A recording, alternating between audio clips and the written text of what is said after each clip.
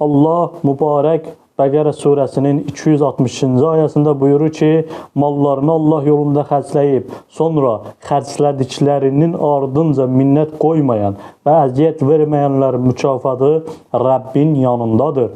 Onlara heç bir qorxu yoxdur və onlar kədərlənməyəcəklər. Bu, Allahın sədəqəyə və yoxsullara yardıma nə qədər mühüm bir yer verdiyini göstərir.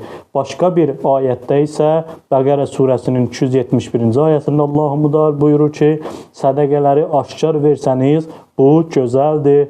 Əgər onu gizli verib yoxsullara çatdırsanız, bu siz üçün daha da xeyirlidir.